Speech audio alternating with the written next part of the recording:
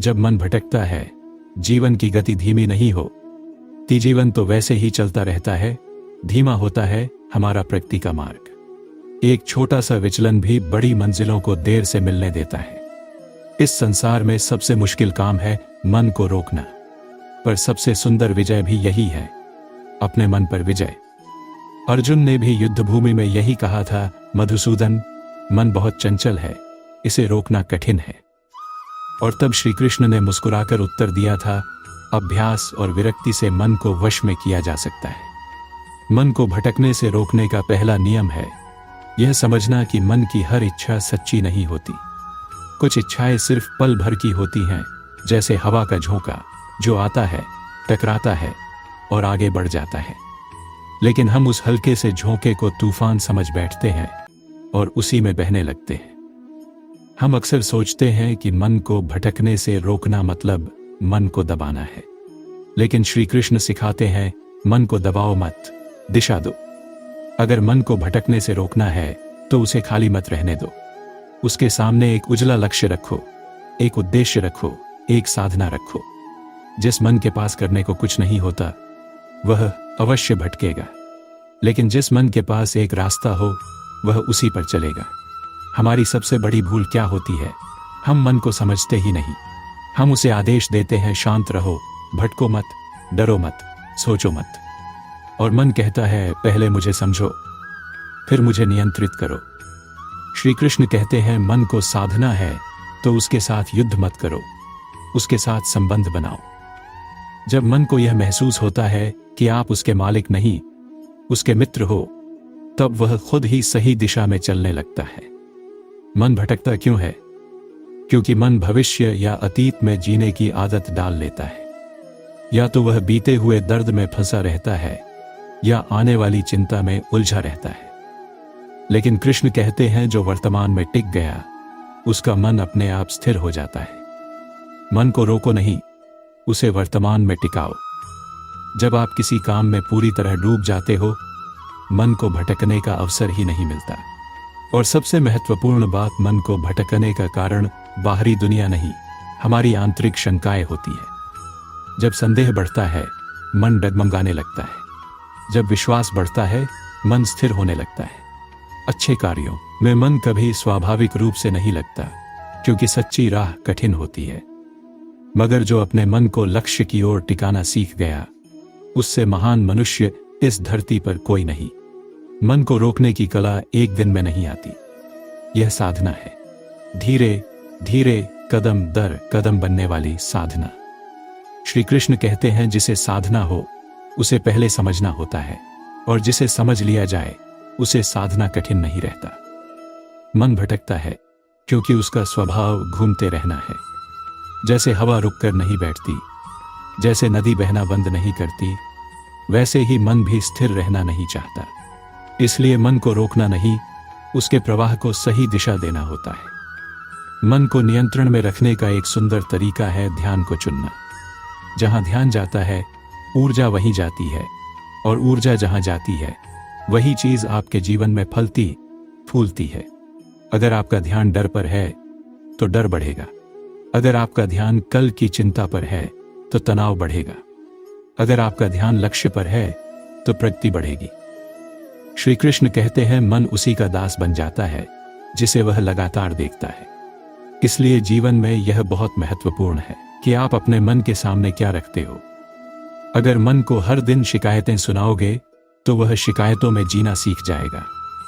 अगर मन को हर दिन प्रेरणा दोगे तो वह ऊपर उठना सीख जाएगा। मन को साधने का एक और रहस्य है विचारों की सफाई। हम रोज अपने शरीर को तो साफ करते हैं, पर मन को कब साफ करते हैं? विचारों की धूल, तनाव की मिट्टी, शंकाओं का मैल, ये सब मन को गंदा कर देते हैं और गंदा मन भटकने लगता है। इसलिए कृष्ण का संदेश स्पष्ट है, अनावश्यक विचारों को बाहर निकालो। उन विचारों को छोड़ दो जो आपको कमजोर बनाते हैं।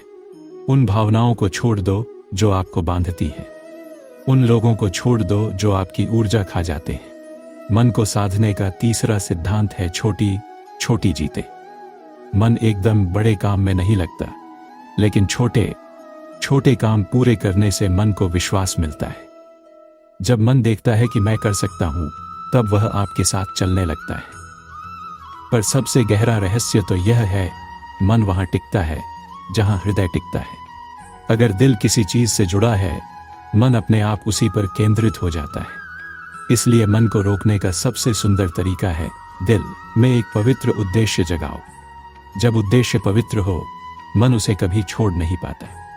अर्जुन से कृष्ण ने कहा, जब तुम्हारा लक्ष्य धर्मयुक्त हो तो मन स्वयं तुम्हारा मित्र बन जाता है।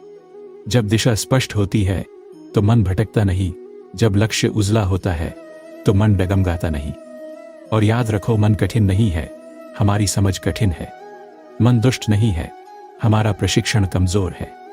मन भटके इसलिए नहीं कि वह गलत है, भटके इसलिए कि उसे अभी तक उसका सच्चा मालिक नहीं मिला। आप जिस दिन आप अपने मन को कहोगे चल, साथ में चलते हैं, लक्ष्य तक पहुंचते हैं, उस दिन से मन भटकना छोड़कर आपका सहयात्री बन जाएगा। जीवन में अक्सर लोग सोचते हैं कि किस्मत साथ नहीं देती, समय खराब है, हालात कठिन है। लेकिन श्री कृष्ण कहते हैं, मन की दिशा सही हो तो भाग्य पीछे पीछे चलता है। मन भटकेगा तो राह बिखरेगी, मन केंद्रित होगा तो राह स्वयं बन जाएगी। सबसे पहले समझो, मन भटकता है क्योंकि उसके पास उद्देश्य कम है और विकल्प अधिक। विकल्प आकर्षित करते हैं, लेकिन उद्देश्य दिशा देता है। और मन को दिशा चाहिए, चमक नहीं। कृष्ण कहते हैं, जिस मन को नियंत्रण नहीं किया गया वह मनुष्य को हजारों रास्तों पर ले जाता है, लेकिन जिस मन को साध लिया गया वह एक ही मार्ग पर स्थिर रहता है और सफल होता है। जीवन में संघर्ष तब बढ़ते हैं जब मन हर आवाज को सुनना शुरू कर देता है। लोग क्या कह रहे हैं, दुनिया क्या सोच रही है, कौन आगे बढ़ गया, कौन पीछे रह गया, इन सब की आवाजें मन को और भटकाती जाती है। लेकिन बुद्धिमान वह है जो किसी एक आवाज को सबसे ऊपर रखता है, अपनी भीतरी आवाज। कृष्ण कहते हैं, जो अपने भीतर की आवाज नहीं सुनता वह संसार की शोर में खो जाता है। मन को संभालने का अर्थ है उसे यह सिखाना कि कौन सी आवाज सच है और कौन सी सिर्फ भ्रम। हर शिकायत करने वाला मित्र सही नहीं होता, हर सलाह देने वाला शुभचिंतक नहीं होता। इस दुनिया में सबसे बड़ी सलाह आपका स्वयं का जागरूक मन देता है। मन को साधने का अगला तरीका है स्वयं से संवाद।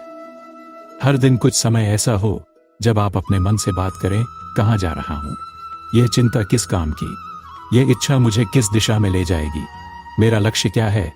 जिस दिन मन इन प्रश्नों के उत्तर देने लगेगा, उस दिन मन का भटकना कम हो जाएगा। मन की समस्या यह नहीं कि वह बहुत सोचता है, समस्या यह है कि वह गलत दिशा में सोचता है। गलत दिशा में चलते हुए कोई भी तेज चलकर भी सही जगह नहीं पहुंच सकता। श्री कृष्ण कहते हैं, जब विचार उलझे हों तो इच्छाओं को शांत करो, जब भावनाएं भारी हों तो सांसों को धीमा करो, जब मन भटके तो ध्यान को लक्ष्य पर लौटाओ।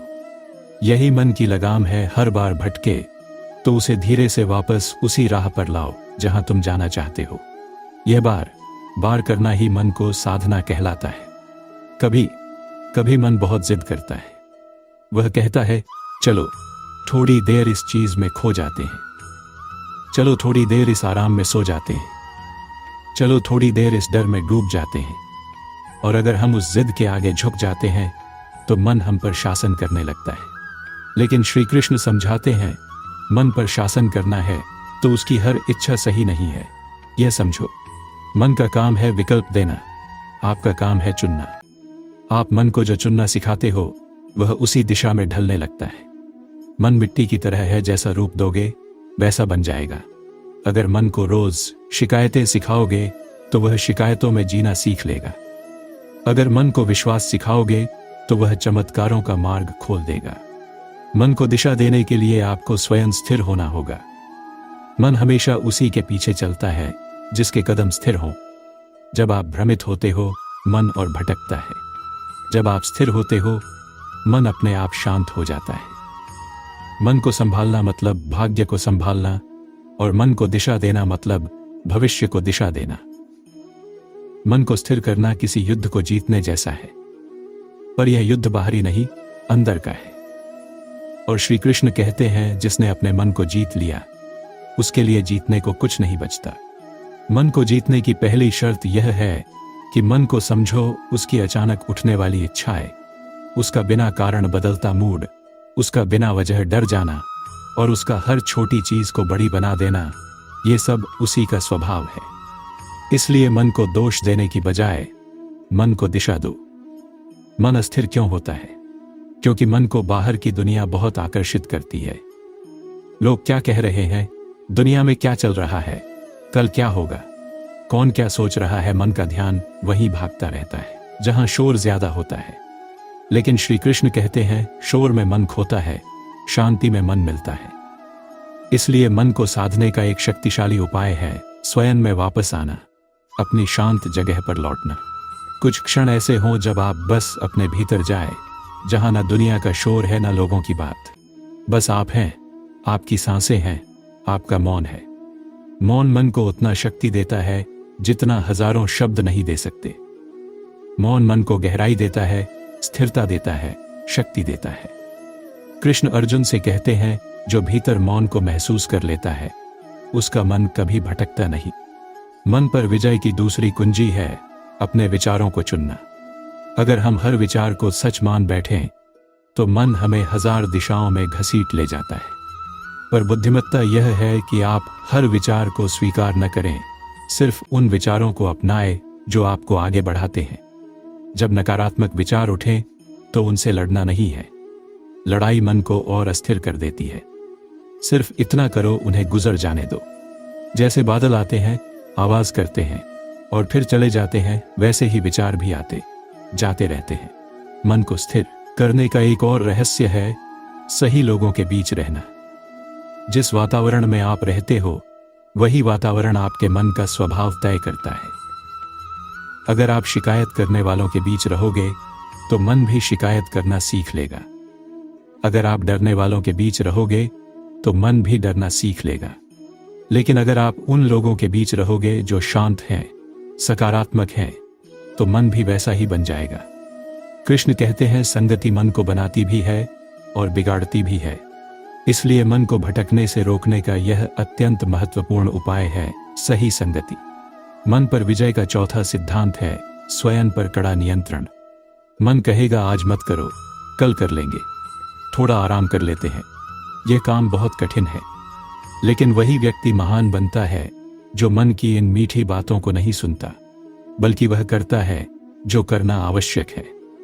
श्री कृष्ण कहते हैं, कर्तव्य का पालन मन को स्थिर करता है, क्योंकि जब आप अपना कर्तव्य निभाते हो तो भीतर एक संतुष्टि जन्म लेती है और वही संतुष्टि मन को शांति देती है। मन पर विजय पाने के लिए आपको स्वयं को क्षमा करना सीखना होगा। कभी कभी मन भटक जाए, ध्यान टूट जाए, प्रेरणा घट जाए तो खुद को दोष मत दो। जो व्यक्ति स्वयं को क्षमा करता है वही आगे बढ़ पाता है।